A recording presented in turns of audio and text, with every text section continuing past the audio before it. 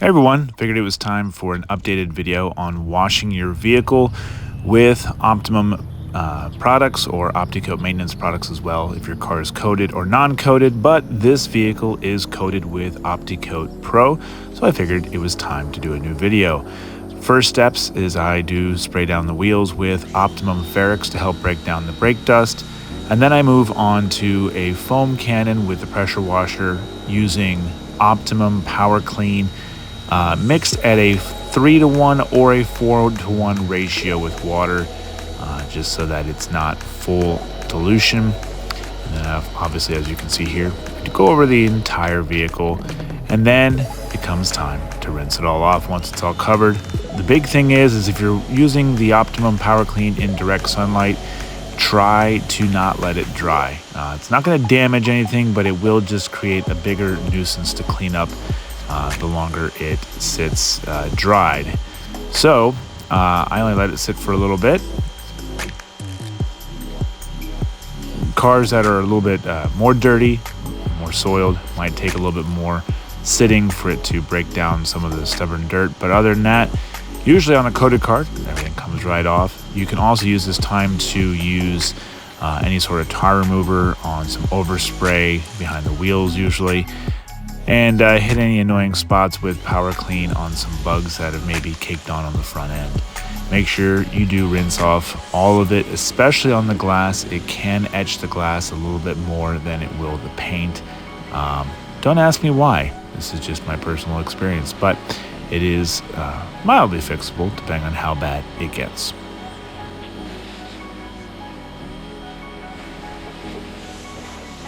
One thing I will say is the goal of pressure washing the foam in this scenario is not to get the car perfectly clean. You are still going to have to hand wash after this, but this is just to really knock off all the stubborn stuff that you don't want to drag across the paint later when you wash by hand. So don't get discouraged if by doing all of this you don't have a perfectly 100% clean car after you're done pressure washing. You're still going to have to do some cleaning. Now, this next step is completely optional, but I do prefer to put the vehicle inside my garage to do the next step, which is hand washing with Optimum No Rinse. You may also use the Opti-Coat Maintenance No Rinse as well. All do the same thing, just one is a yellow color and one is a greenish bluish color, which is what I'm using in here. For me, as a detailer, it is more cost effective for me to use the original Optimum No Rinse because I can buy it in gallons versus the maintenance products which I give out in the wash kit.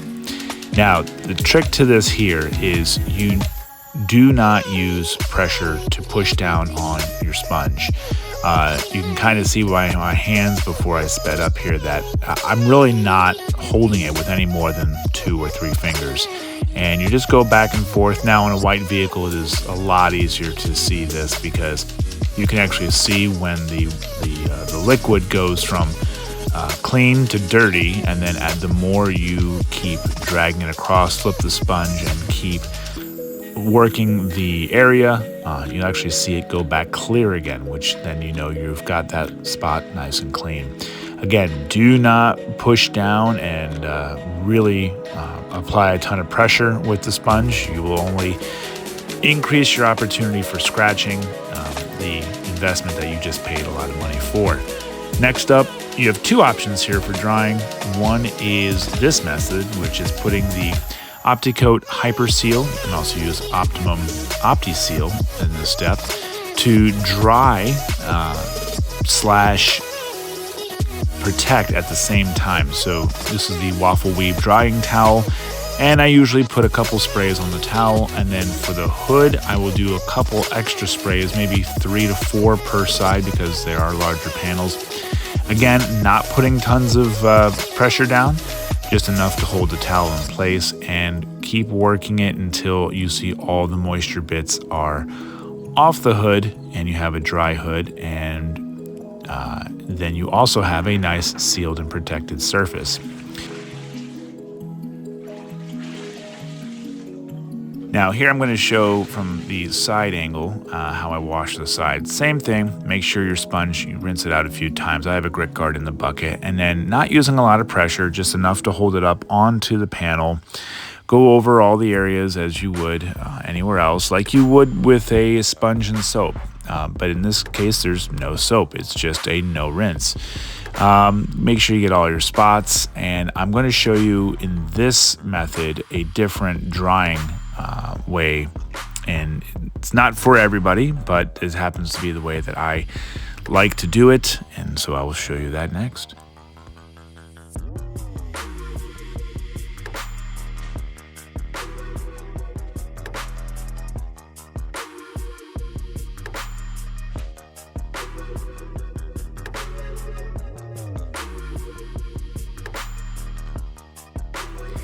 Now, as I was cleaning this door, I did notice there was some sort of overspray that got on. Not quite sure what it was, but I got Optimum Tar, which is tar, adhesive, and rubber remover.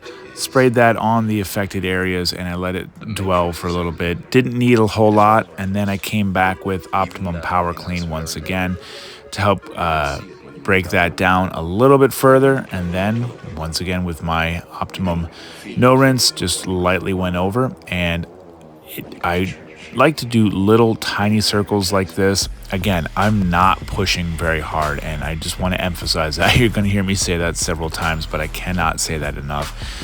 And especially with the coated cars, you go over it enough times, you'll see it just kind of starts to fade away. So then you just go over the whole thing and make sure all the other cleaners you've used to break that down are all rinsed off.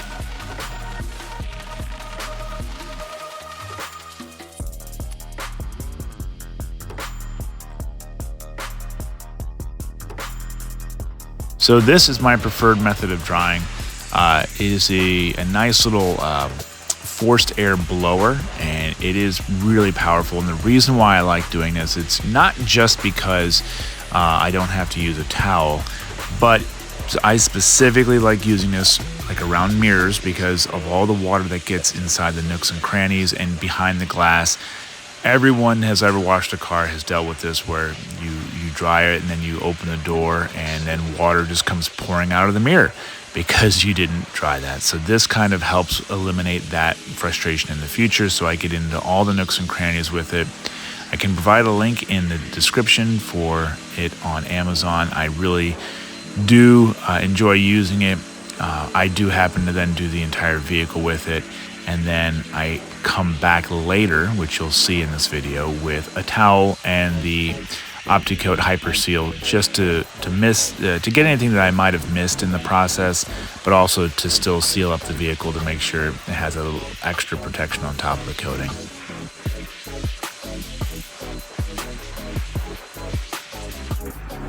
This really is a great way to wash your vehicles when there's no rinsing that has to take place as the finished product, because in the winter time when it is really cold out, my garage is heated and I'm able to still wash everyone's vehicles in this bay without having any sort of really drainage needed, because I only have a bucket of 2 gallons of water there, and if I even use a quarter, or an eighth of that, I'd be really shocked.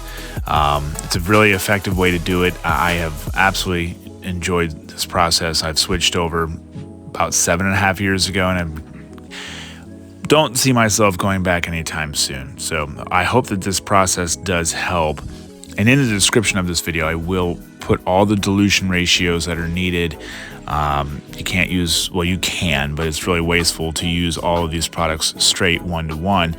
So I'll put the dilution ratios inside the description of this video, and hopefully this is helpful to you.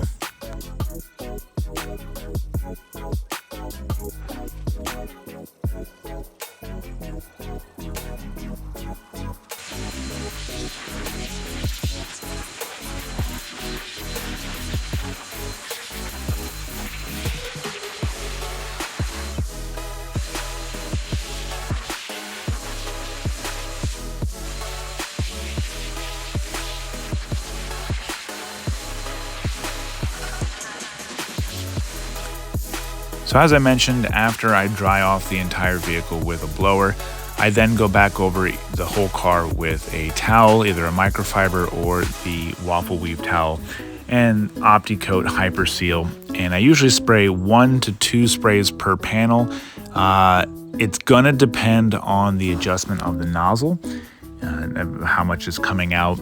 With the way I have mine adjusted, usually it's 1 to 2 on a bigger vehicle like this, and then you just wipe it evenly. You'll see it go on, and on days that are a little bit warmer, it may require some extra wiping once it's dried, and it may not even be visible on certain colors, but I've noticed black cars tend to show it a little bit more, the darker colors than the lighter colors.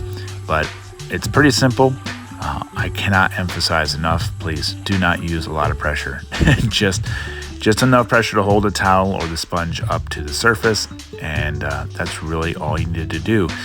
And the extra pressure is really, you're just asking for scratches, which I mean, I would love to see you come back, but I would prefer that you save yourself some frustration and not scratch your vehicle. So on glass, you can use a little extra pressure. If you have something stubborn that's not coming off on the glass, you don't have to worry about scratching the glass. But specifically the paint, be nice and gentle with it.